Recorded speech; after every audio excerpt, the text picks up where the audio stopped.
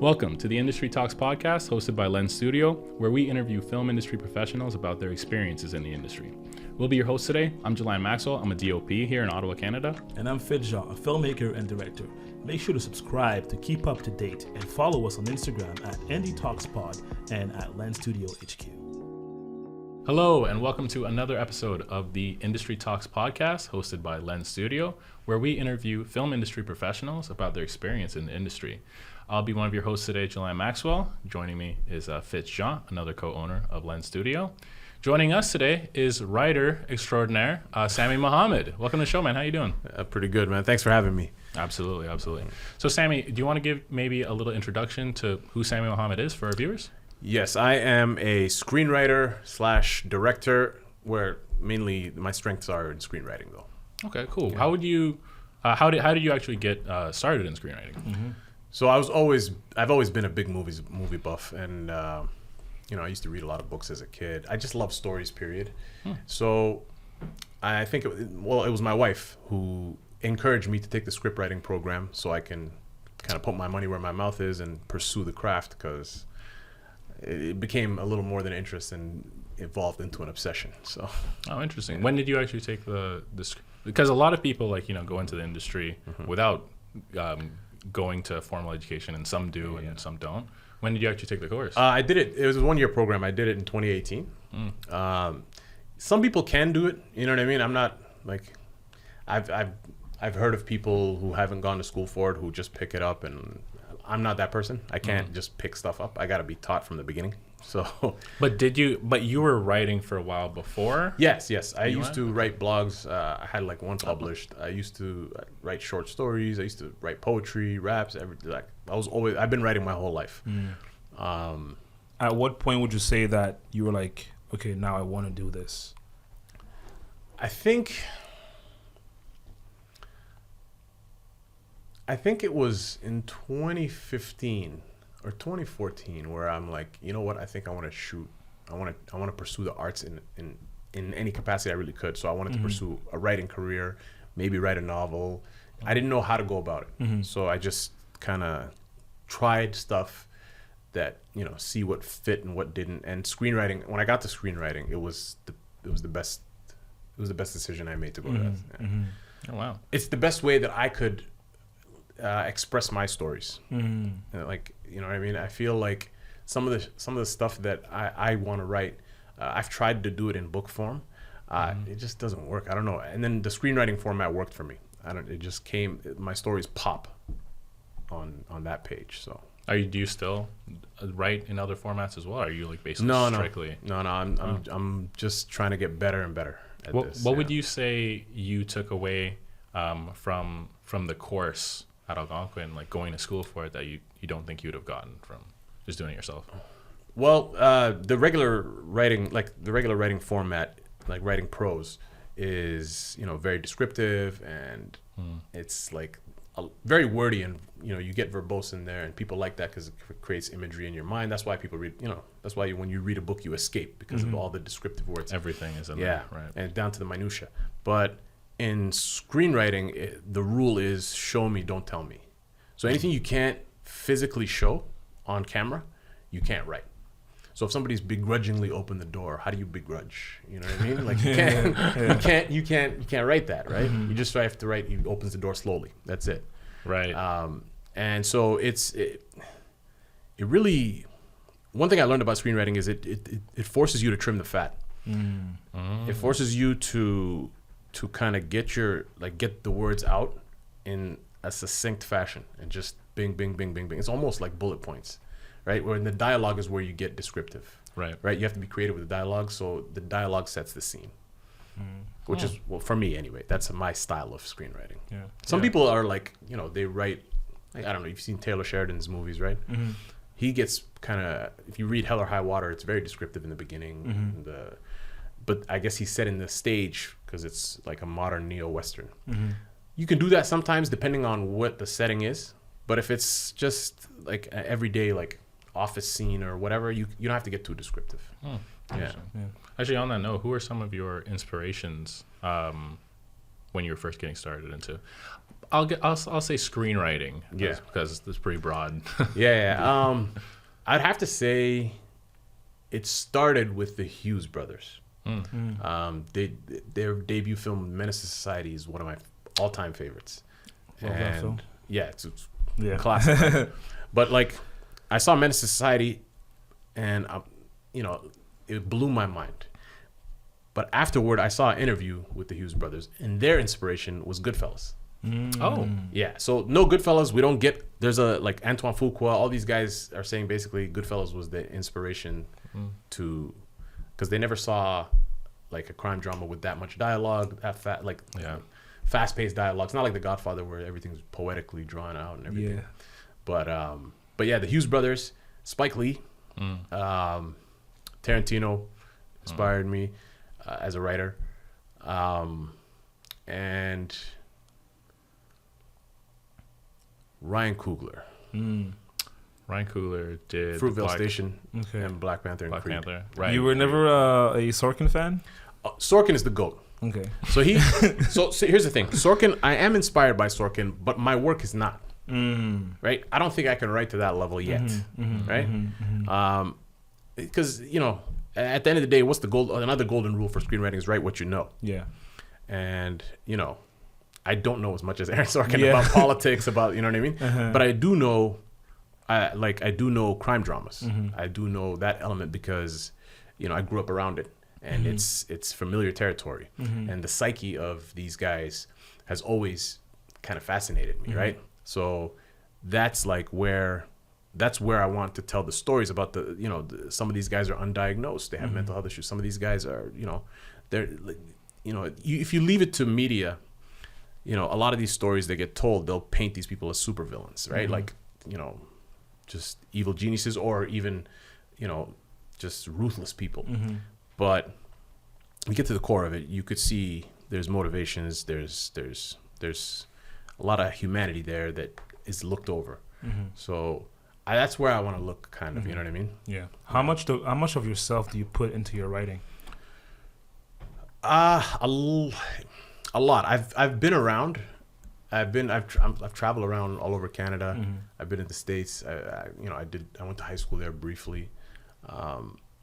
I've seen a lot of different people. So their voices come out on the page, and I infuse a lot of me, even though if it's not my personal experience, it's someone I've met, right? Someone I've almost felt their experience by just like with them sharing with me and whatnot. So yeah, it's still me, but I'm picking and drawing from all the people I've ever met in my life. Yeah. That's interesting, because like I'd say that like sometimes that I'd be writing and I tend to put too much of me into some characters where I start realizing that some of them are a little bit too similar, Yeah. So how would you say that you try to differentiate your characters and make them unique and different?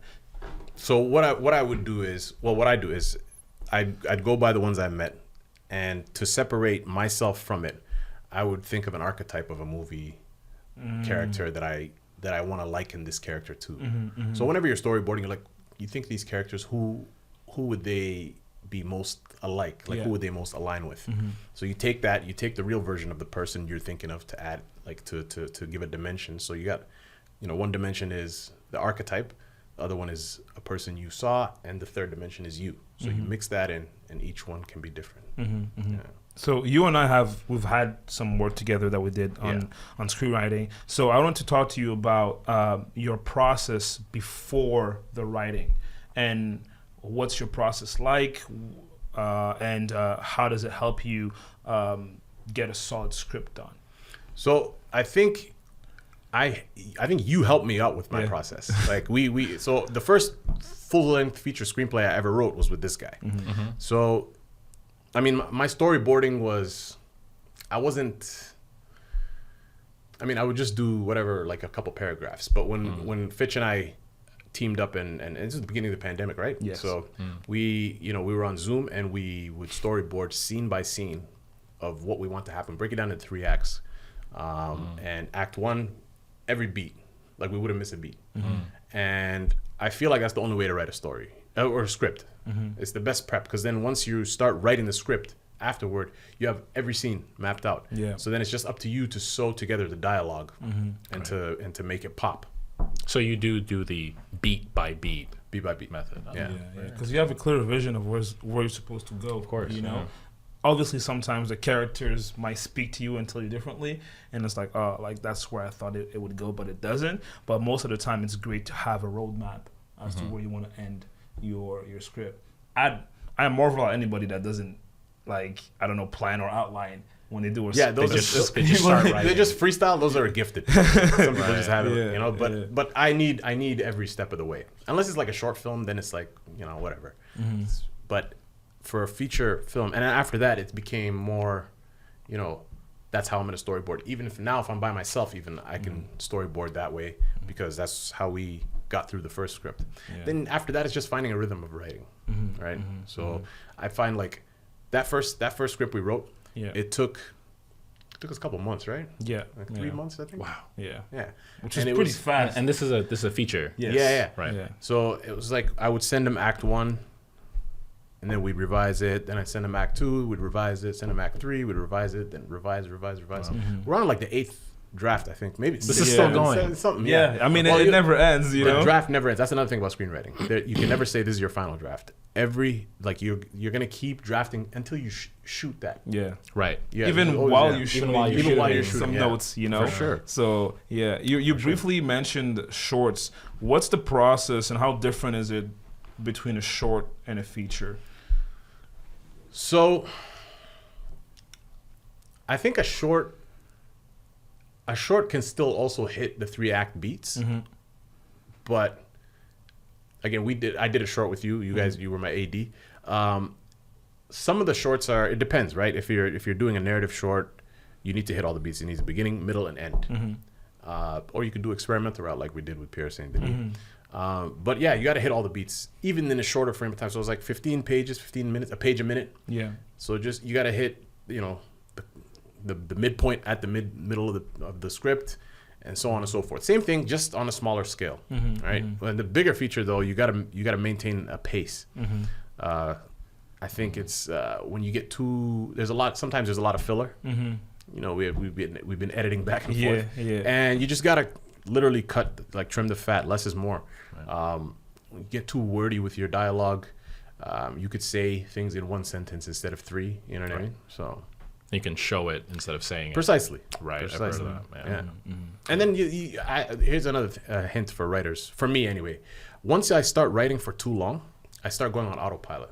So I'll start writing stuff from movies I've seen by accident, you know what I mean? Yeah. Or I'll just get like a brain drain. So what I do is I like to write 5 pages a day out of a script. 5 pages is a sweet spot where I can perform at a high level and I can leave on a high note, right? I don't have to stress my brain out. I don't have to, do anything that's like, it's not a daunting task. So 5 pages a day, you check that off, and, in a matter of 20 days, you have a 100-page script, What if you're writing and you're just Well, yeah, into this? if you have momentum, then keep going. Just keep going. Yeah, I'm saying the minimum is 5 pages. Minimum 5 yeah. pages. So you don't go less than 5. And then in order to punish myself, if I go less than if I miss one day, I have to do 10 the next day to make it up. So it's like, I don't want to do 10.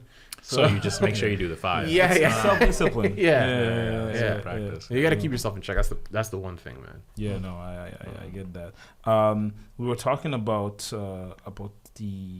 screenwriting and about the writing process. Is there a part of the process that you enjoy more than other? Pressing period in the last sentence is my favorite part. No, here's the thing. I think my favorite, besides the ending, obviously, I like being in the middle. Because the beginning, it just seems like such a mountain to climb. And you're like, oh, man, I have to do all this. But once you get to like 40 pages is a sweet spot. 40 pages, and you feel like you got this. You got a nice little momentum going. It's only looking up from here. You feel like there's light at the end of the tunnel, and it's not. You know what it's like to procrastinate. How many times have you gotten assignments and you're like, oh, yeah. And then you just cram the last minute. But like with screenwriting, I think the key is just to find a groove. That's the only way I can like That's the only way I can enjoy this for forever, right? Yeah. It's like runners hit a runner's high, I guess. Yeah. Once you hit that 40 pay, then it's just like it's brisk. You're warmed up, yeah, and you're ready to. And you're like your writing muscles are loose because like when I start a script, I still have the DNA of the last one, so I'm like I'm trying to like and the opening is always gonna set the tone, right? So how you open, if you don't open strong, then you're gonna have to do a lot more work. You know what I mean? Throughout the rest of the script. But if you open strong, it'll be easier. Not saying you won't have to do the same level of quality. You're gonna have to do the same level of quality, but it's a better momentum. It's like when you start off strong, you're like, oh, and you write something that doesn't quite match up to how you opened, you can feel that right away. You'll be like, nah, this doesn't, because you're still riding the high of that strong opening, right? I don't know about you, but if you ever read something you wrote and you're like, whoa, I'm going to the Oscars with this, you know what I mean? Like, you just gotta hype yourself up. But it's like, if you can ride the momentum of that strong open, I feel like you can crush it. Yeah. Like siblings, remember? Yeah. I had a question. So, I mean, for me, I don't know how it is for you, but because I'm a writer, but I'm also a director and a bunch of other stuff, I tend to bring all those hats with me when I'm writing, right? And I tend to not write as a writer, right? I'll write with my producer hat on and thinking about, oh, this scene is too expensive. So my question to you is that, does that happen to you? It didn't at first, but since I started hanging with you, it did. Like it rubbed off on me. But no, I've learned to ignore that voice and just write the story, and then you make adjustments after. Because I feel like I don't want to stifle myself. Right. Like I know the producer hat, so like you've effectively made me never want to be a producer. You know what I mean? I don't want to think about cost. I don't want to think about it. I like story. That's I'm here for a performance and story. That's it. You know, and maybe to learn how to use a camera a little better. But other than that, I mean, I don't want to think about budget. I want to think about how can I tell the story in the best way. And then when it's time to talk money, what can we trim? What can we adjust? If I write it fully, then I can adjust it. You know what I mean? I can make it fit. But if I'm already adjusting as I write, I feel like I'm taking something away from the story. But at the same time, I mean, I was talking to Fitch about this on the last episode about sort of resource filmmaking, where you write and where you create around what you have. And if you don't have a Mustang, why is there a Mustang in the script? Yeah, what do you think about that as well? Yeah, what do you think about that pushing your creativity? Is what I mean to ask. So that's another avenue. That's literally that you have to do that with intention, right? You have to intend to say, you know what, I'm doing a contained story, and you set your brain to like 1 or 2 locations max, and then you write within those 2 locations. So I don't think it's gonna get expensive if you're already writing within the locations that you have as long as you set blockades for yourself. You're avoiding costs, obviously, but once you think of in terms of like the story is only happening here, then it's easier to do that. Yes, that makes sense. Don't you think that like that kind of like makes or breaks who are the good or bad writers? Because I think that like being able to write a story that is not reliant on like going from scene here to scene there to location here to location there, and having something that's solely taking place in this one location proves that you're like, oh, if you can do this with like 3 characters in like 1 location and the writing is amazing, then what can't you do? Like, you know, Reservoir Dogs. Exactly, right? Tarantino. Yeah. I mean, that can be like a stage play, right? You know, exactly. I think that's the one location thing, right? It's like it's more stage writing, right? So it's like, it takes a steady hand. It takes a steady writer to pull that off. I wouldn't say it's a make or break. Like, I feel like some writers can get there, or some people are already there. But I mean, it depends. You got to play to your strengths. Yeah. Right. At the end of the day, I think I can do it because all my scripts are dialogue heavy. So if it's dialogue heavy, it can just be here. We're exploring the same themes. You know what I mean? So I think I can pull it off. Yeah. Okay. So you were talking about crime and how you love the crime genre. Are there specific genres that you like and that you would want to work on, and some that you're like, yeah, I'm not touching this ever? So I definitely, besides the crime dramas, I also want to do like courtroom dramas. You know, that's like kind of crime adjacent. But I do like, the thing I like about it the most is, and this is where Aaron Sorkin comes in, is the very verbose speeches, right? So like these captivating monologues that some of these people go on will always inspire me. I grew up watching David E. Kelly shows like The Practice and Boston Legal. So I'm always watching like, you know, lawyers talking smack, and it's always been like, I love you know, A Time to Kill, all the Grisham novels I used to read when I was younger. So I wanted to be a lawyer when I was growing up, you know, but it's only because of what I saw on screen, and then I realized I don't want to be a lawyer. I want to write these stories. You know what I mean? But yeah, because it's one of my favorite movies is A Few Good Men. A Few Good Men. Yeah. Of course, that's the greatest courtroom drama of all time, right? And that's, I want to do that too, right? I also would want to try my hand at a comic book story. Oh, you know, a couple. You know, I got an idea already for a Superman script. Okay, but I'm gonna wait 10 years. You know, wait 10 years. Talking about budgets. Oh yeah, don't worry. 10 years from now, I'm gonna pitch that script. But I got a great idea for a Superman.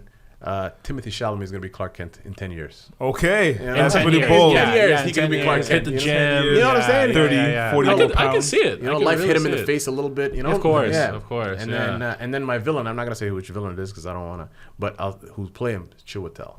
Okay, that would be a pretty old Chiwetel though. In 10 years. A wiser. I mean, black don't crack, but still, you know. Brad Pitt as Lex Luthor. Okay. Wow. Sneak that.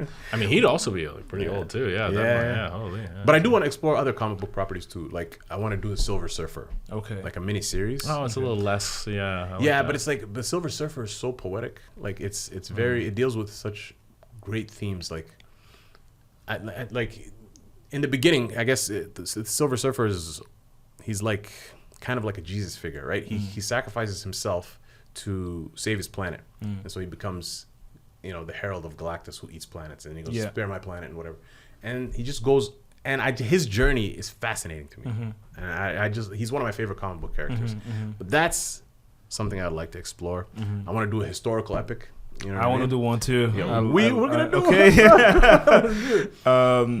Talking about that, what is to you, and I don't know if you've had that before yet, but the collaboration between writer and director?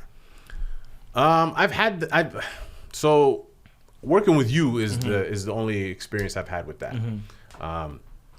It's, I think, to see from script to screen is something very special, right? So I don't have the eye for certain things. So watching something I write come to fruition, you know, with your camera skills, it's I don't even know how to describe it, but it's something, you know what I mean? It's something special, and Actually, could you guys talk about maybe one of your, because you have experience working together on, like, I guess, Forgive Me Father? Not Forgive Me Father. So that's my first time directing, and he was my AD. So he was essentially handling the camera work. I just kind of conveyed what was in my brain to him, and it was something special to see. Like it's not easy to catch those shots. Like I give him references of like, you know, when Spike Lee in this movie where he had the dolly going like that, and then he was like, okay, yeah, I know how to do that.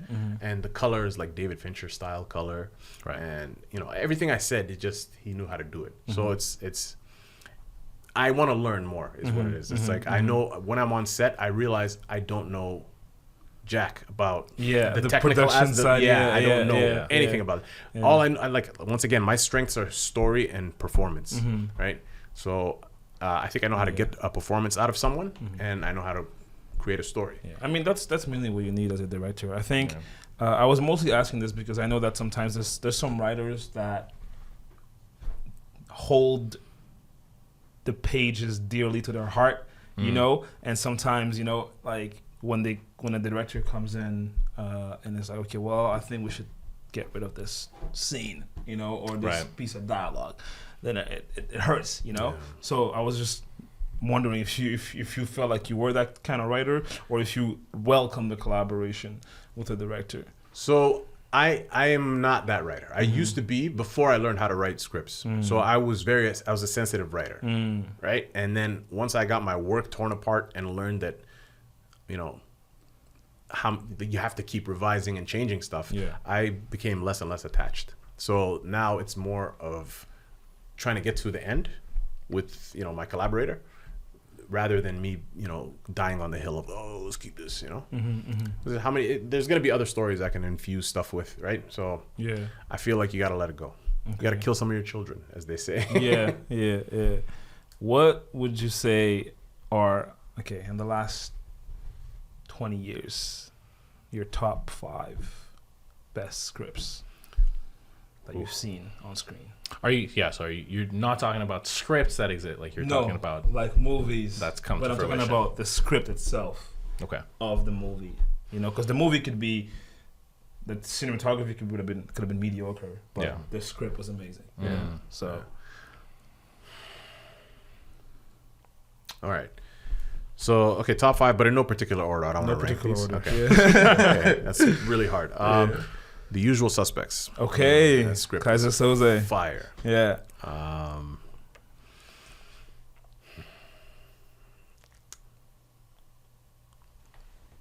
Inception.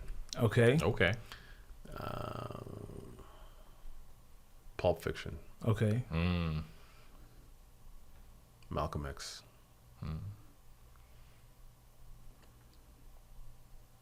And the best written script of, like, that hits all its beats on time perfectly, Die Hard.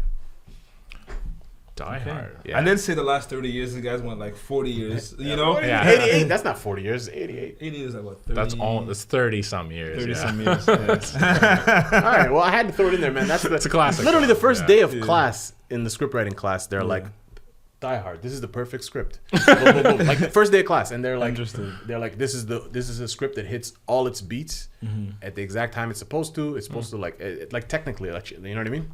It's the best. So not like beautifully written, but it's like it hits. It's exactly what a script is supposed to be. Yeah. So and plus it's like my favorite action movie, so I had to throw it in there. But Yeah, because I know how they teach, obviously, about the whole writing, 3-act structure, the hero's journey, all that stuff that you learn.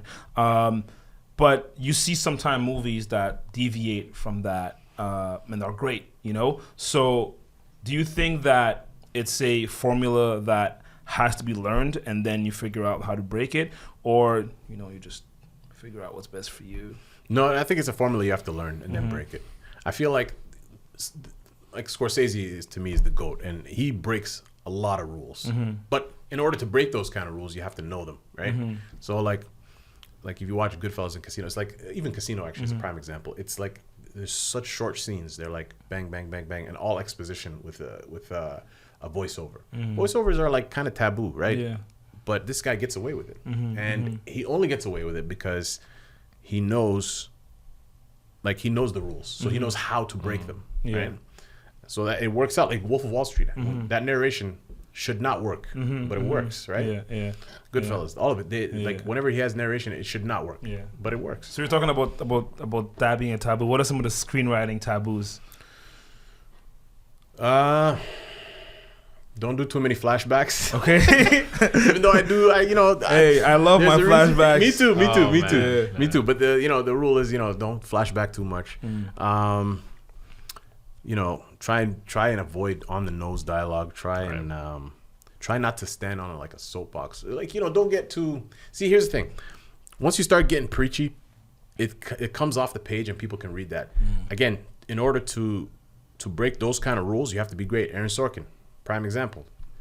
He's super preachy in all his movies, but he can get away with it because he performs at such a high level.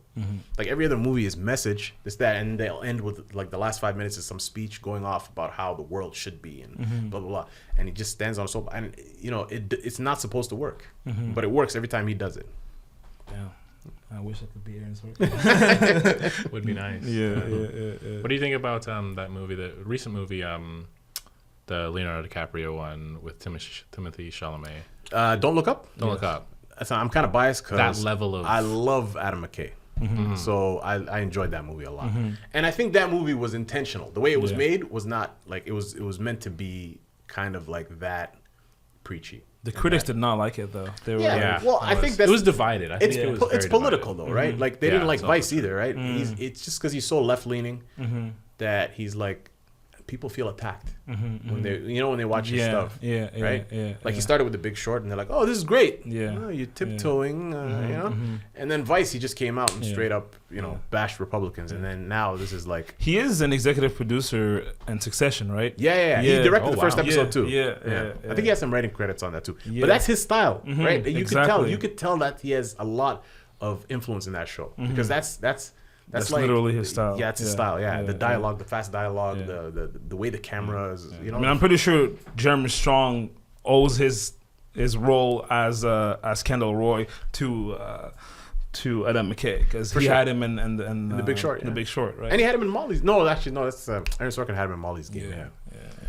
But Sorkin and Adam McKay are similar. Mm-hmm. Here's the thing: Sorkin, even though he seems like he's very left leaning. Mm-hmm. He's kind of a centrist. So when you see like The West Wing and all these shows, you can tell that he believes in the establishment, right? He has, he believes in America working because his family was Russian immigrants, right? So they're Russian Jews who came to America. So they came here, kids got an education, went to university.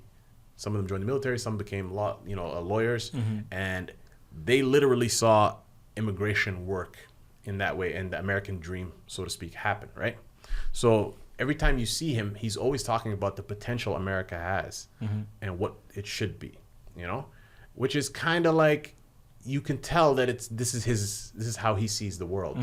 It's not. I don't think it's like it's different, right? It's how he sees it. So that's why you got to be super skilled in order, like, for you to kind of push your views on screen, right? Yeah. And when it comes to screenwriting, how big of a part does research play into your writing? It plays a big part. There's certain things, I think it plays a huge part actually. There's certain things that I already know off personal experience, so I can write, pretty comfortably there. But, for other stuff, like if I have to do some legal research or, I'll contact, I have friends that are lawyers, I can contact them and they'll give me, PDFs just full of legalese and terminology or whatever, and maybe case studies, case laws, stuff that happened, that I can kind of loosely base it on. Yeah, like I remember when we're writing the feature about the Amenquas and how we had to like do research on like a very rare heart disease. Yes. I had to like go deep into it. I had to talk to my mom, who's a nurse, and like trying to figure out, because I wanted to be as authentic as possible to make sure that like I wasn't like saying something that wasn't. You want it to be accurate. Real. Exactly. I think I don't know who said it, but like I think it was who's the lead actor in Peaky Blinders? Cillian Murphy. Cillian Murphy. Yeah, he was saying that like in the industry, we become expert at things for a very short time. For a very short period of time. Yeah, and that's kind of what it is. Because at that time, I knew a whole lot about that specific heart condition. Yeah. Now probably not much. But I forgot about what was it? Cardiomyopathy. Something like that. Something like that. Yeah. So very important in research. I had a question about mediums because we talked a lot about film. Do you have any interest in television? And if so, what kind of genre and how different is television writing versus film? I am very interested in television as well. I watch a lot of TV. I think the writing for television is more difficult than writing for films. Even when you want to pitch a TV show idea, they're going to tell you the first question is, well, why can't this be solved in 2 hours? Why can't that's right away? And you have to answer that in a sufficient way in order for them to want to buy in on a 4 or 5 seasons, right? And that's a lot harder than it sounds. You know what I mean? Yeah. So it's. I mean, I think I'd have to collaborate with other writers for a TV series. I mean, that's what they do, right? They have writers' rooms on TV shows. Unless you're Taylor Sheridan, then you just but no, I think that's my answer to that. Is I think collaboration solves that problem, right? I mean, movies, scripts, you can do on your own. You can do TV on your own too if you're that dedicated. But I think that's a mountain that's so hard to climb. Yeah. It's better to have a team to do it with you. Like you could come up with the initial, like write the pilot yourself, whatever. It could be a showrunner. Yeah, you know what I mean. Yeah. And in terms of genres, what kind of genres would you want I would like to do comedy, dramedy. Dramedy. Yeah. I'm not a big fan of dramedy, but Like Succession. Yes. Succession is a little bit more on the drama side. than Yeah, comedy. I like that with a little bit moments of levity. Dark right? comedy, yeah. Dark Yeah. comedy. That's Dark what comedy, I mean. yeah.